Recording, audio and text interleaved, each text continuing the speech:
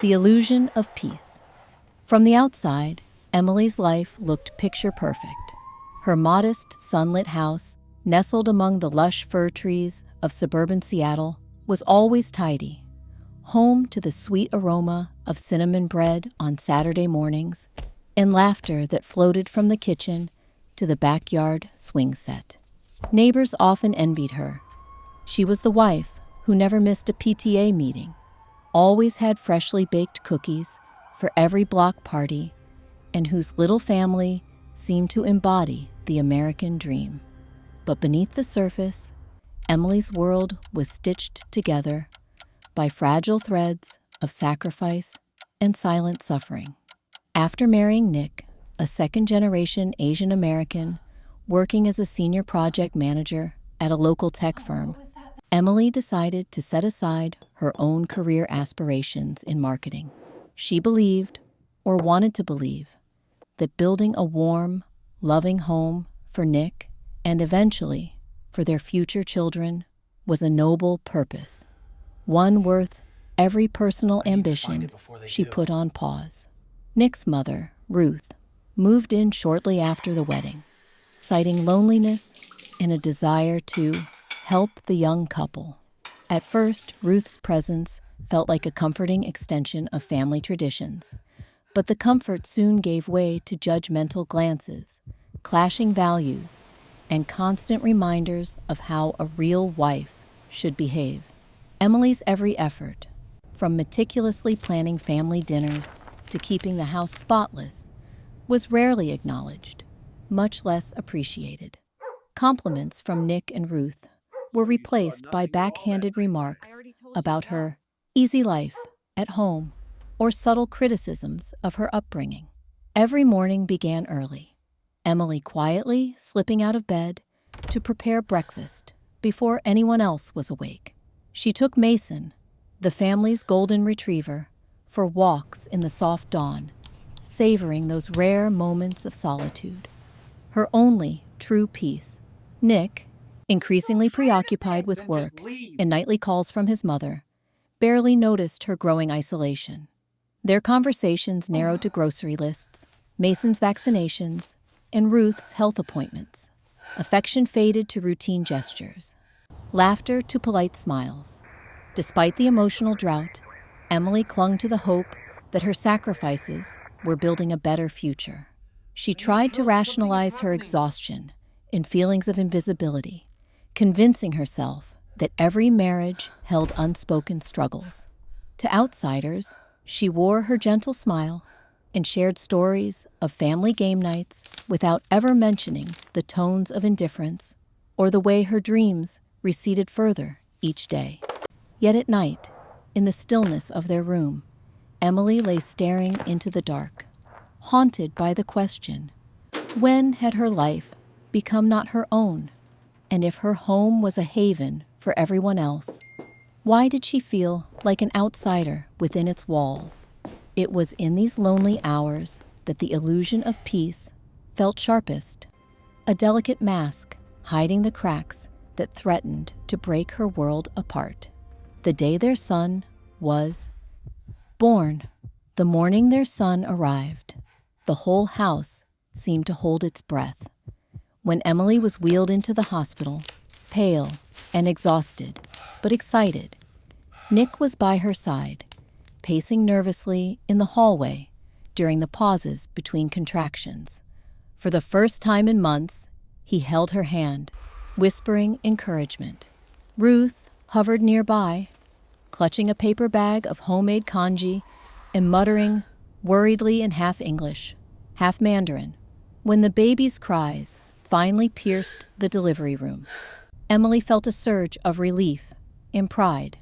Her tiny son's squinted eyes and clenched fists, the sense of hope and possibility that always seems to arrive with new life. The first days home were a whirlwind, feeding schedules, midnight cries, diapers, and swaddled naps.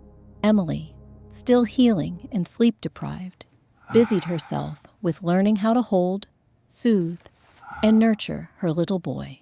She cherished every fleeting moment, The way his little fingers curled around hers, those milky newborn sighs, the softness of his head beneath her chin. Can you hear me? But almost immediately, the atmosphere in the house began to shift.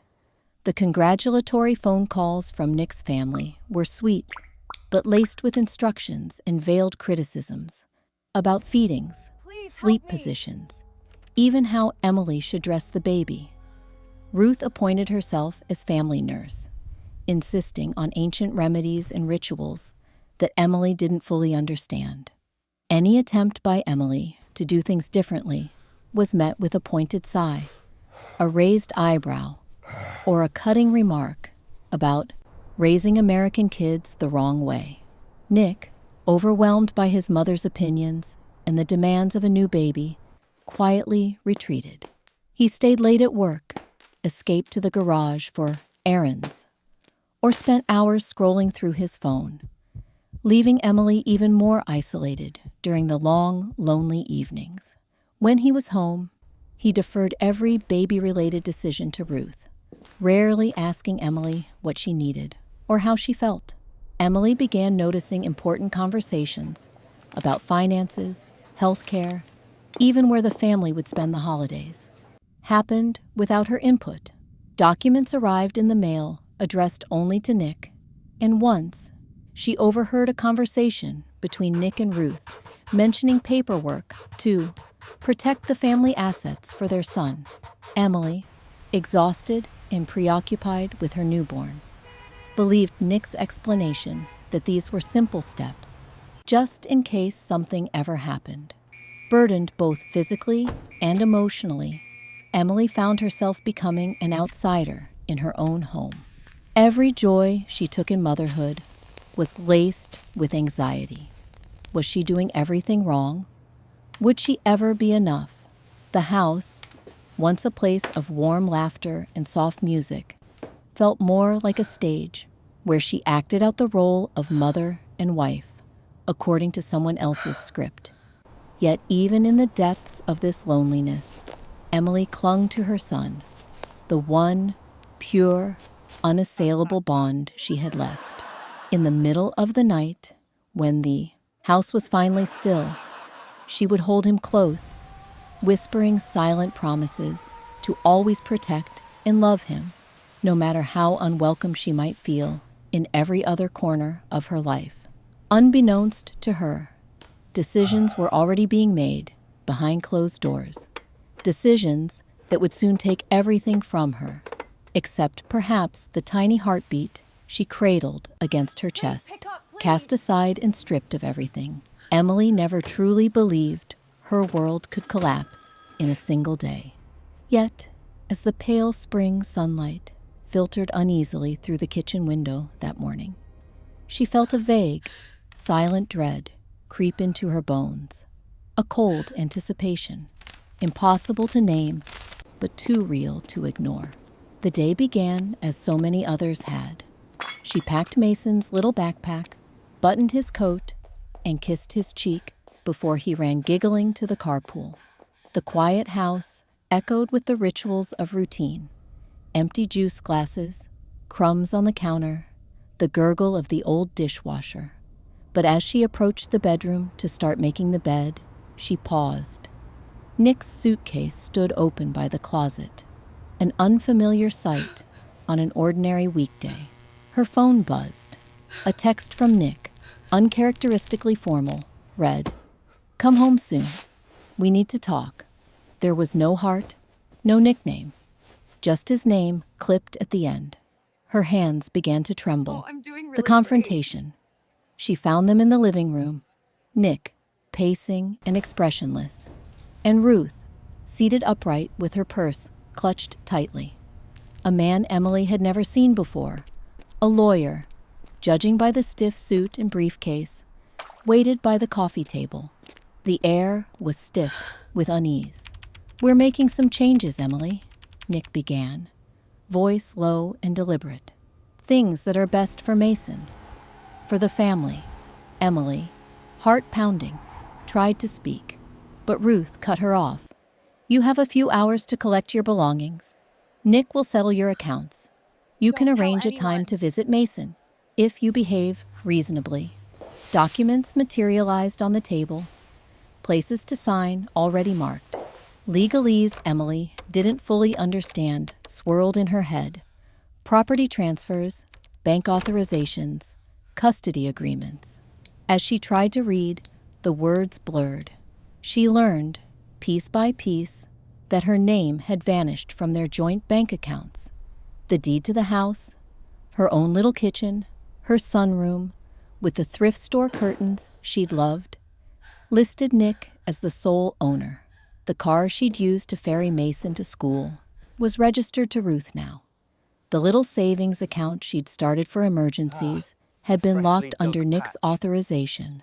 For the good of the family, years of trust, of partnership, or so she had thought, had been erased with the stroke of a pen in meetings and mailings that happened when she was making dinner or bathing Mason. She remembered hurried signatures, reassurances murmured in the dead of night. Just legal stuff. Don't worry, Em. Nick would cup her shoulder and brush the papers before her, never explaining more than he absolutely had to. Disbelief and dissent. At first, she refused to believe it was happening. The echoes of her own voice rang out, desperate for a reason. Is this some kind of mistake? Nick, tell me this isn't real. But his eyes were fixed on the lawyer, who slid her a set of staple forms and explained, in that gentle, patronizing tone, that the legal arrangements are finalized in Mason's best interest. By afternoon, panic had given way to numbness. Ruth watched as Emily moved through the house in a daze, asked if she wanted a trash bag to pack her things. She half-filled a suitcase with clothes that no longer smelled like home, clutching Mason's favorite t-shirt, a dinosaur decal half-peeled at the corner. Her hands shook as she remembered the hundreds of little moments. The night she'd painted Mason's nursery, the birthdays, the time Nick had promised, "This is our forever." Nick hurried her along. "The Uber's out front," he said quietly, refusing to meet her eyes. "We'll be in touch. You can call Mason tonight. Please, don't make this harder than it needs to be." She wanted to scream, to fight, to demand to see her son. But the combined force of the lawyers and Ruth's quiet, icy authority made her feel so small, so unspeakably alone. The aftermath, out on the curb, a single suitcase by her side, Emily watched as the rounded shape of the house faded behind hedges and vanished from view. Every memory felt suddenly like a lie. She called a friend, the only person she could think of, and asked, voice breaking, if she could sleep on their couch for a few days. The humiliation almost burned more than the heartbreak. In the borrowed guest room that first night, Emily replayed the day over and over, grappling with how thoroughly she'd been outmaneuvered. She had nothing left, no home, no money, no car, no contact with Mason except what Nick and Ruth would allow. The law, it seemed, was not on her side. She learned quickly how little formal financial power she'd actually held, how easily trust and love could become a weapon. Nights blurred together in that haze of grief and disbelief. The ache in her chest was constant, a mix of rage and guilt. She wondered what she might have done differently. Friends called, offering sympathy, sometimes gentle judgments cloaked as advice. "Didn't you see this coming? You should have kept your own account." Most simply faded away. Knowing Mason needed her was the thread that kept her tethered. She recorded voice messages. She clung to a scrap of his artwork she'd salvaged from the house. The harsh reality was that every contact had to be negotiated. Every visit, every bedtime call, filtered through Nick's rules or Ruth's stipulations. What stung most was her new status, an outsider, not only in her family, but in her life. The woman once seen as the pillar of her neighborhood became a ghost, Whispers followed her into supermarket aisles, PTA meetings, anywhere her name was still remembered. Some neighbors looked away, others offered awkward condolences, no one quite knowing what to say. Glimmers amid the brokenness. Yet, in the depths of abandonment, Emily's stubbornness flared. She forced herself to take small steps, finding part-time work in a bakery, learning to budget every dollar. She woke before dawn, hunting for apartments she could afford, relearning how to survive without a partner or a safety net. Each lonely night, she promised herself she would not let this be the end of her story. Losing everything became the crucible in which she began to reshape the broken pieces, no longer for Nick or Ruth's approval, but for herself, and above all, for Mason. She still missed the warmth of the old house, Mason's laughter in the backyard, her sunlit kitchen. But as she stared into the uncertainty ahead, she realized that while everything had been taken from her, hope was the one thing they hadn't managed to steal. Notes in the darkness. The nights were the hardest. Emily learned this early, in the silence of her borrowed guest room. The shadows thick around her, her phone cold and stubbornly silent.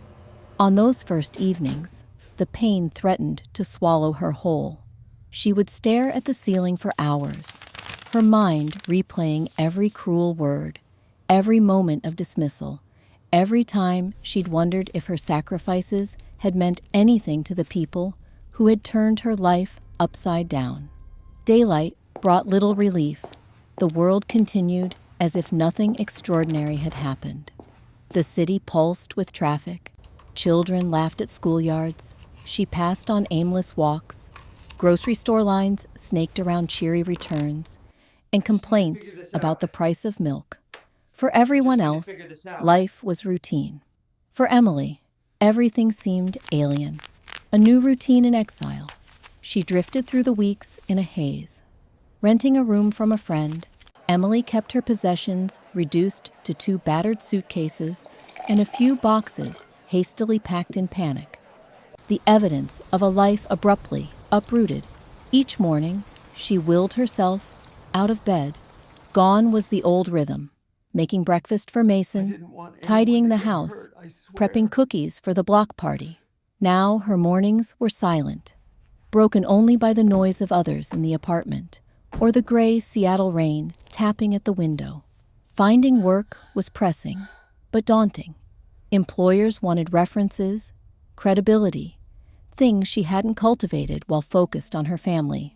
She took on anything she could get, brewing coffee at a local cafe before dawn, washing dishes at a bakery in the afternoons, sweeping floors and mopping up after closing time. Her body ached, but the fatigue was easier to bear than the ache in her heart. Most days, Emily earned just enough to pay for rent and groceries, sometimes collecting leftover pastries to freeze for dinner. She missed owning her own kitchen, missed the feeling of belonging behind a front door that was hers. Meal after meal was eaten alone with the TV for company. Her phone balanced on the table, always hoping for a text or call from Mason. Isolation and the weight of shame. The pangs of loss weren't just emotional, they were social, too. Emily felt stripped of her identity. The friends she'd made through Nick or the PTA grew distant, unsure what to say, or, worse, siding quietly with Nick's version of events. She heard the rumors. Some said she'd abandoned her family. Others whispered about affairs, irresponsibility, mental breakdowns. The sense of being misunderstood cut deeper than any slander could. When she showed up for a scheduled call with Mason, Ruth or Nick was always nearby, monitoring her every word.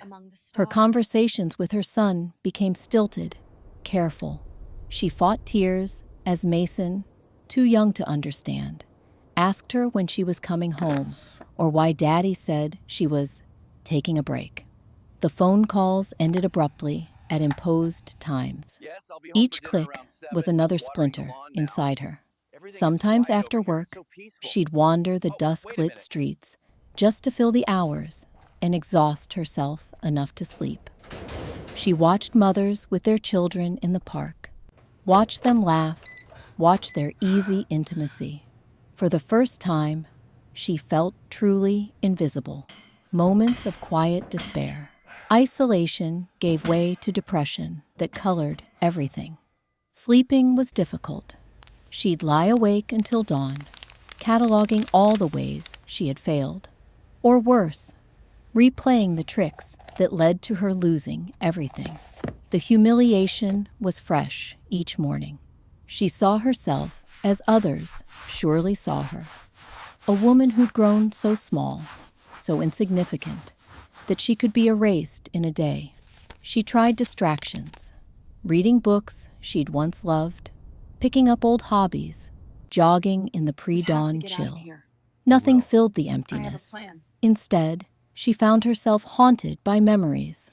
Mason's first steps, the ring of Nick's laughter years ago, the steady comfort of routine. These quiet moments twisted into reminders of how much she'd lost. The past taunted her with what she could never get back. Bills piled up quickly. Emily learned how to stretch every dollar and signed up for whatever relief she could. Public assistance, food stamps, free legal clinics. Swallowing her pride was bitter, but survival trumped old notions of dignity. At the end of the month, she sometimes wondered how much farther she could fall. Silent strength, quiet sparks. And yet, in the bleakness, small sparks of perseverance began to glow. At work, she became known for her reliability, early to every shift, never late, never cranky. A regular customer at the bakery, a grandmotherly woman, would sometimes slip her an extra pastry for Mason. Even these small kindnesses felt like anchors. During the rare, brief visits with Mason, Emily forced herself to push aside grief. No matter what, she showed him cheerfulness and warmth, refusing to let him sense the heaviness she carried. They painted together, colored pictures in the corner booth of the bakery, or played I Spy by the window. For those fleeting moments, she remembered what true love felt like. One particularly hard night, as she lay on her borrowed mattress, Emily thought about Ruth's words, how she would never be enough as a wife or mother. Rage settled in, mingled with a determination she hadn't allowed herself before. "They want me to disappear," she whispered to the dark, "but I refuse." For all the pain, it was in this crucible that her resolve was formed. Seeds of change. Out of loneliness, Emily began searching for online communities of women in similar circumstances. Reading their stories, she found solace and sometimes answers. Practical advice about co-parenting, finances, rebuilding self-worth. She started journaling her own feelings, writing about betrayal and fear, and gradually, about hope. She read up on budgeting, entrepreneurship, and self-employment, slowly piecing together a vision for something that was hers, and hers alone. She practiced baking in her tiny kitchenette, experimenting on weekends with old family recipes and fresh ideas, bringing samples to the bakery and collecting honest feedback. It was these small victories, earning a compliment from a stranger, saving up a little emergency cash, seeing Mason's eyes light up during their time together. That finally began to reshape her nights. The darkness, while still deep, was no longer absolute. A tenuous but real hope. Emily's pain did not dissolve overnight. Many nights she still cried herself to sleep, still wondered about what might have been. But now, alongside the grief, there was also a quiet, stubborn hope. She was discovering abilities she'd never valued, persistence she'd never needed before. And those quiet notes in the darkness, her resilience, Her longing, her dreams for Mason, started to form the melody of a future she would choose for herself. Transformation and starting anew. At first, transformation crept into Emily's life quietly, like the first hints of dawn after a long, unbroken night. It did not come in a confident surge, or all at once, but as a slow awakening, a shift deep inside her, flickering out of view until she could no longer ignore it. The bakery job that she landed was modest, nothing like the corporate career she had once imagined for herself. She worked behind the scenes, washing pans, mopping floors, and occasionally helping with early morning prep. Her wrists ached from carrying sacks of flour, and her hair was often dusted white by midday. But in this simple, honest work, Emily found a rhythm her old life had never offered. There was a predictable comfort in kneading dough, lining up croissants, and watching as sticky cinnamon buns rose golden in the oven's warmth. Bit by bit, she started bringing in her own ideas. When the rush died down, she experimented with flavors left over from her childhood. Jars of homemade jam, touches of ginger and coconut. While the head baker was skeptical at first, he grew to admire her resourcefulness and attention to detail. Sometimes, after closing, he'd wave her on. "Show me what you've got, Emily."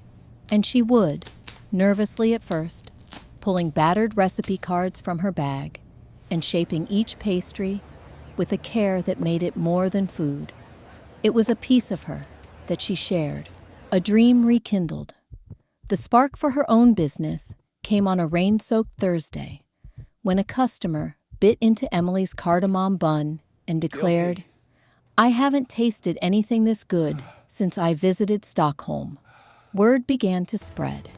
At first, it was regulars who started requesting Emily's pastries by name. Then passers-by who stopped in after seeing the handwritten signs. "Try Emily's brown butter scones." Encouraged, Emily dared to imagine a different future. What would it be like to have a space of her own? A bakery that carried her name above the door. A place as warm and inviting as the kitchen she'd once cherished. Still, the idea was terrifying. She had little savings, no business degree, and a mountain of self-doubt accumulated from years of being told she'd never be enough. But each time she shied away, she remembered the darkness of her recent years and found the will to keep moving forward.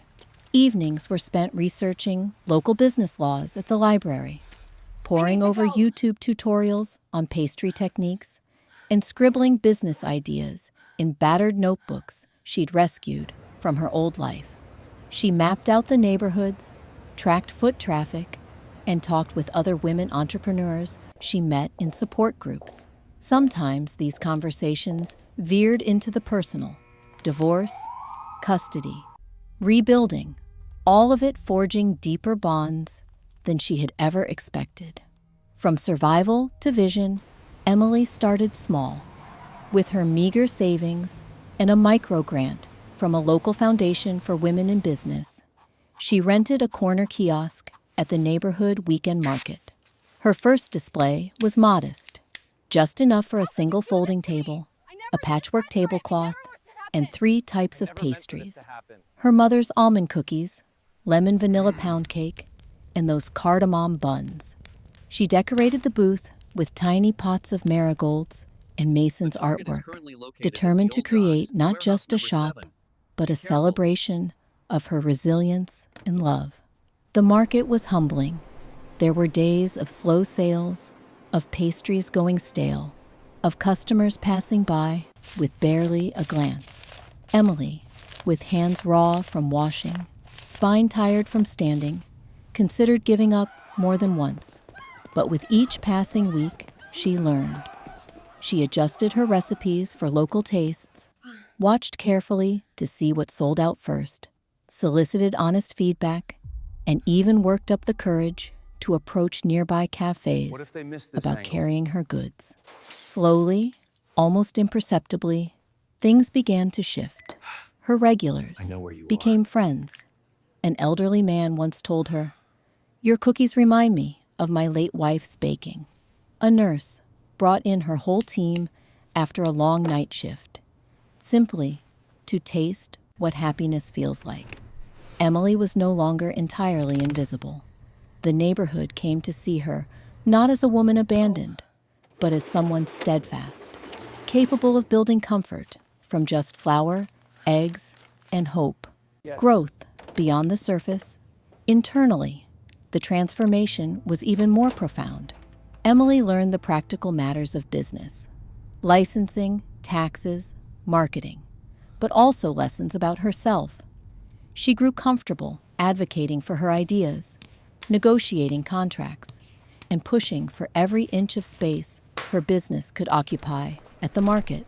Each failed recipe became not an emblem of defeat, but a spark for experimentation. "Failure isn't the end," she journaled one night. "It's necessary for invention." There were sacrifices. She missed field trips and Tuesday night dinners with Mason, sometimes feeling as though she was losing him a second time. But in their time together, they laughed, baked, and dreamed. Emily let him roll out cookie dough and squeeze icing in wild patterns across cinnamon rolls. Mason, seeing his mother's growing confidence, soon began telling friends at school, "My mom owns a bakery." The pride in his voice was proof Emily's risks were worthwhile. She joined a local women's business collective, where every month entrepreneurs swapped stories and advice. Emily found comfort in their honesty about setbacks and triumphs. She relished the camaraderie of those who had also built something from nothing, establishing her own space. After 2 years of steady growth, Emily was ready for the next leap, a storefront of her own. It was a small space on a sleepy side street, once a failing coffee shop.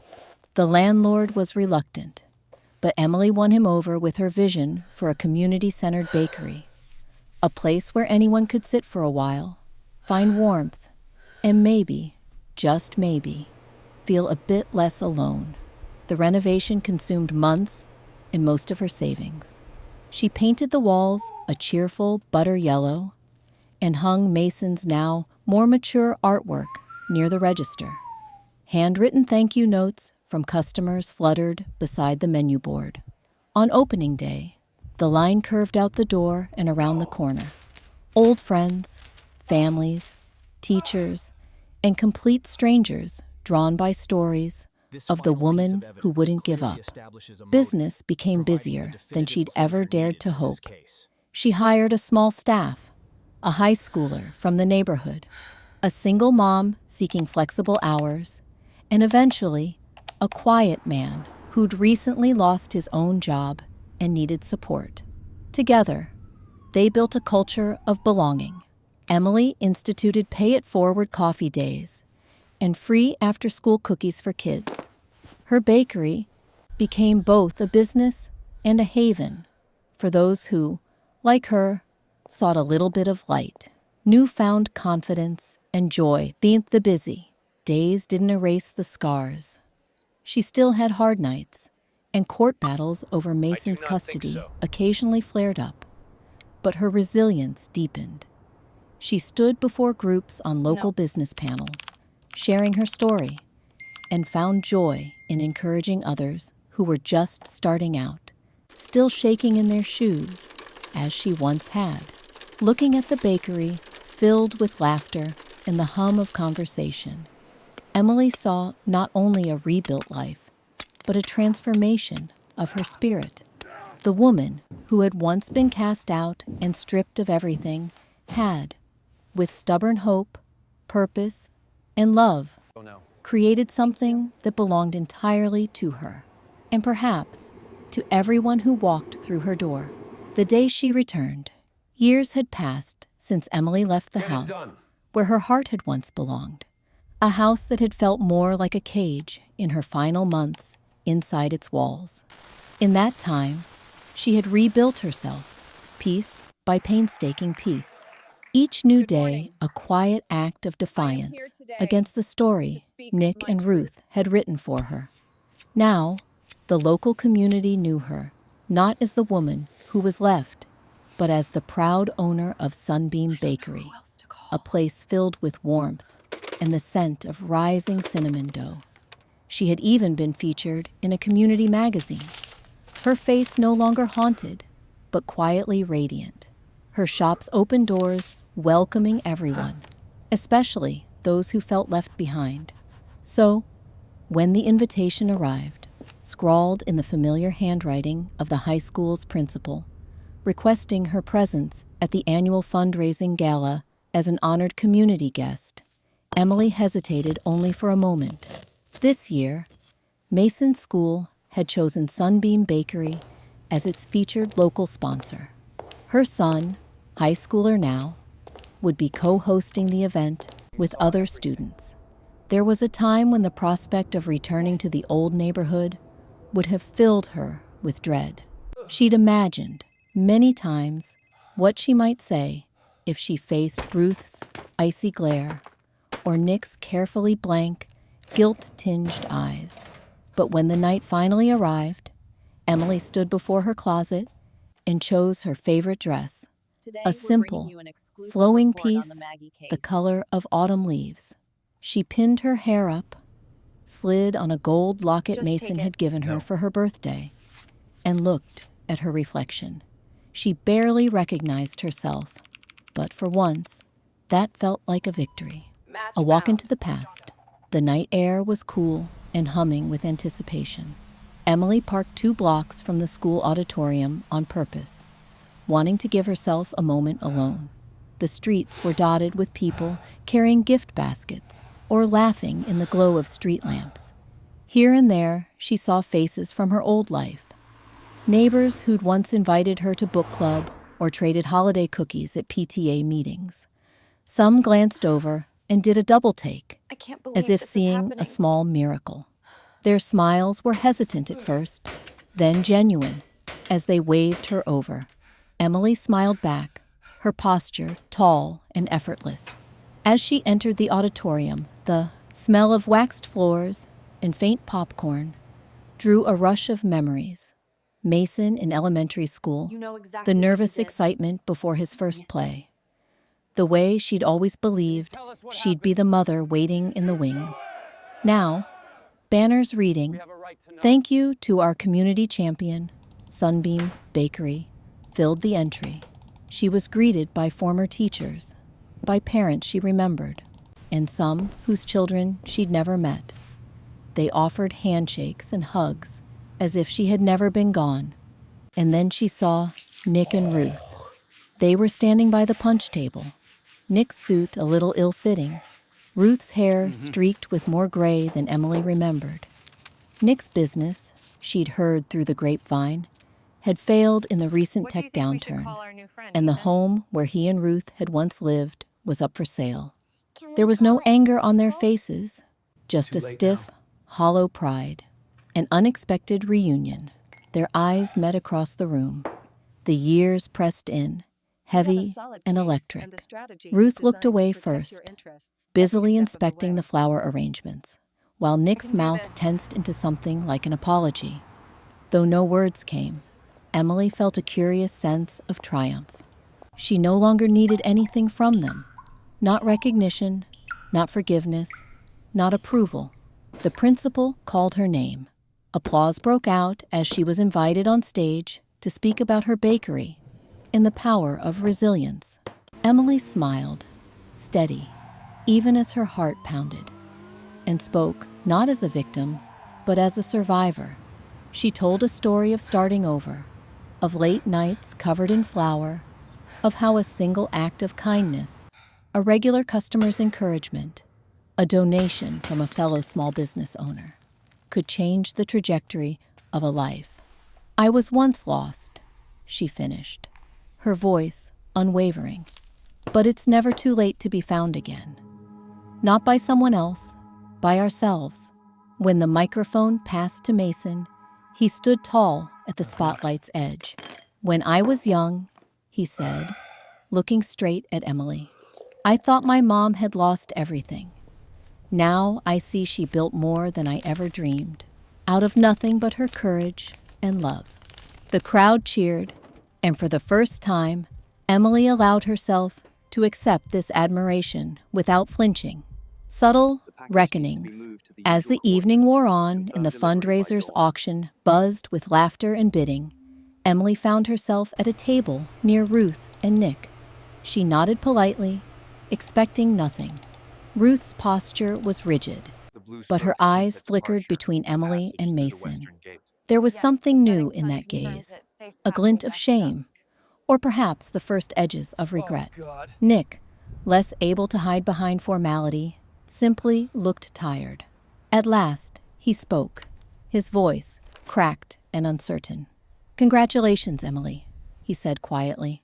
"You've done Finally. well. I never thought—" She held his gaze, letting the moment breathe. "No, I suppose you didn't," she replied softly. No bitterness. Damn it. Only a cool certainty in her own self-worth. But it turns out, sometimes losing everything is the only way you find out what you're truly made of. Ruth looked as if she wanted to speak, but in the end, only managed a strangled "you" before her voice faded. Emily didn't offer comfort. The words weren't hers to ease. A quiet victory.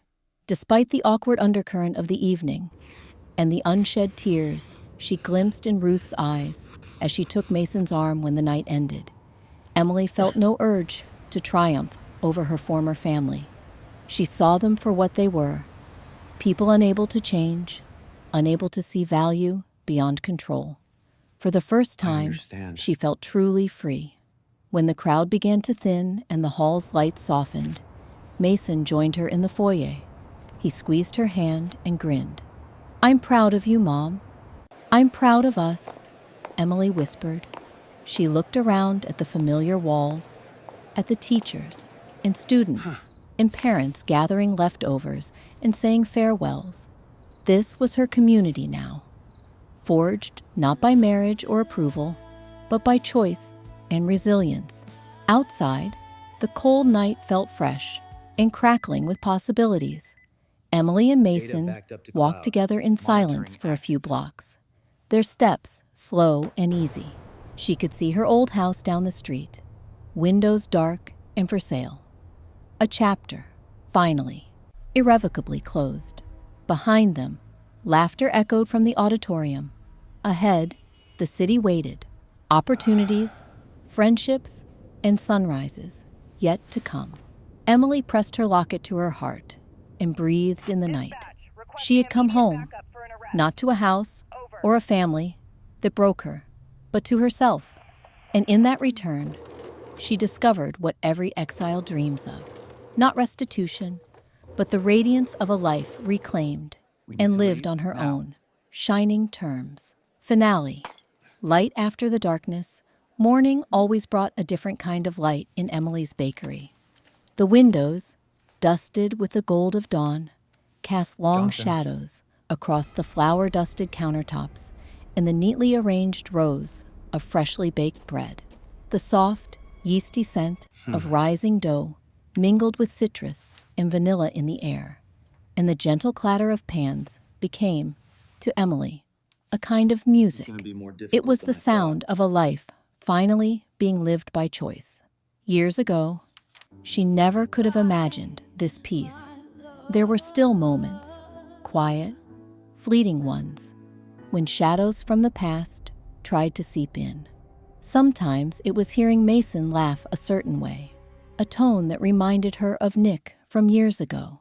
Sometimes it was a look in the mirror that caught her by surprise, a new streak of gray, lines earned from years of worry, and now of smiling. But now, these moments didn't haunt her. They simply testified to how far she had come. Roots and renewal. Emily had become more than just the proprietor of Sunbeam Bakery. She was woven into the fabric of the community. Her regulars greeted her by name as they lined up for coffee before work. Local kids stopped by to grab the cookies she left on a plate after school. Parents shared recipes, and lonely elders found warmth in the shop's morning bustle. On weekends, Mason, taller now, his boyishness giving way to the confident energy of a young man, helped behind the counter, taking orders, telling jokes, and occasionally slipping his friends extra muffins when he thought Emily wasn't watching.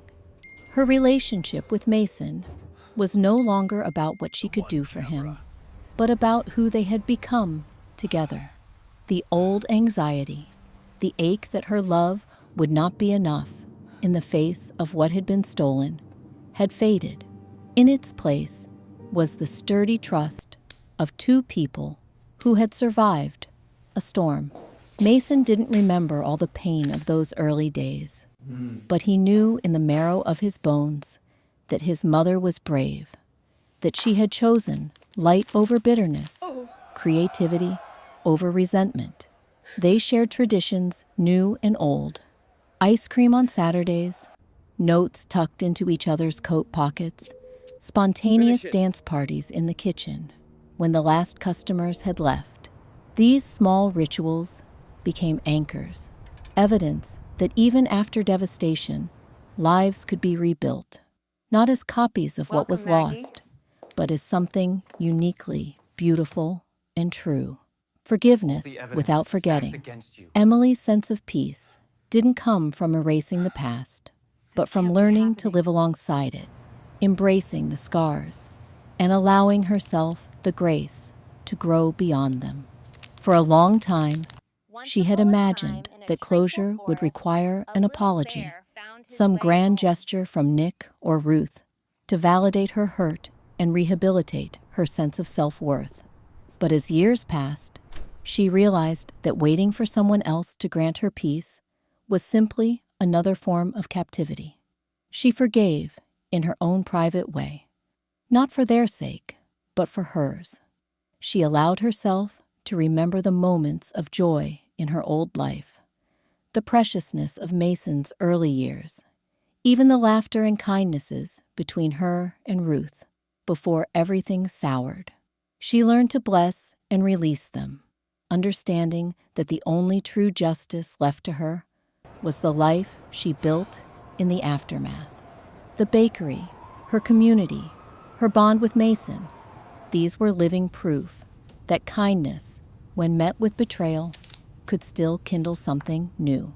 The measure of success. There were tangible successes, too. Local newspapers praised Sunbeam Bakery as the heart of the neighborhood. Emily was invited to speak at women's groups and small business panels to share the lessons she'd gathered through adversity. She never sugar-coated her story. She spoke of fear, heartbreak, humility, and faith in small beginnings. Other women found courage in her journey. Occasionally, someone would slip her a note in gratitude.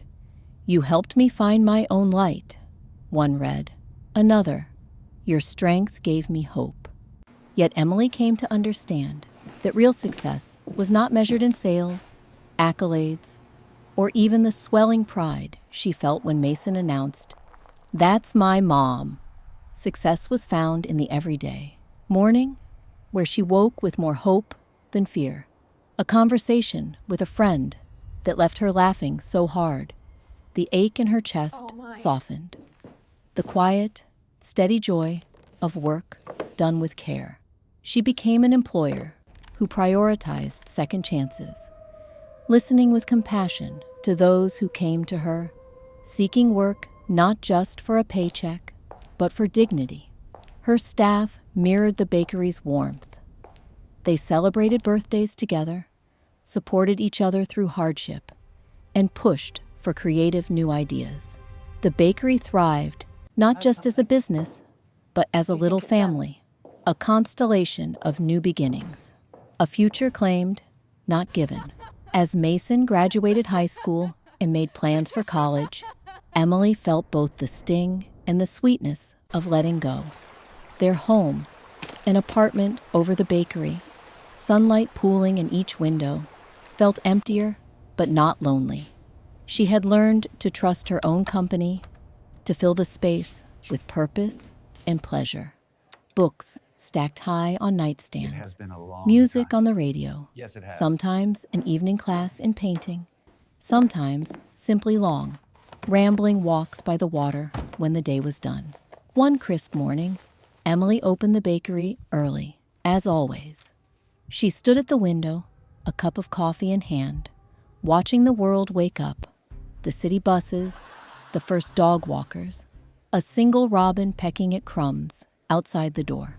She felt the fullness of her life as both a gift and a hard-won prize.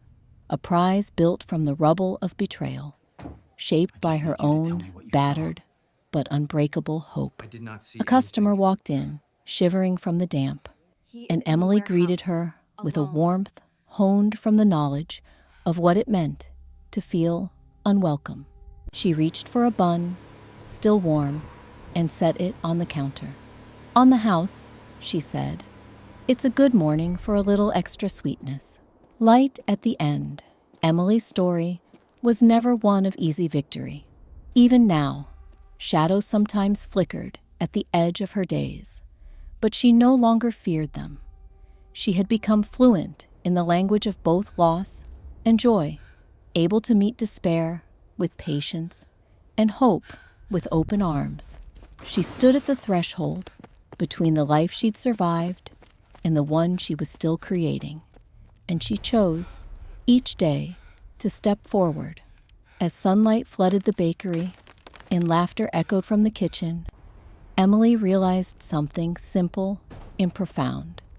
She had not reclaimed her past, but had shaped a future entirely her own. In the light after the darkness, she discovered not perfection, but peace, a gentle brightness, finally, that no one could take away. And for her, for Mason, for all those who found comfort in the haven she built, that was more than enough.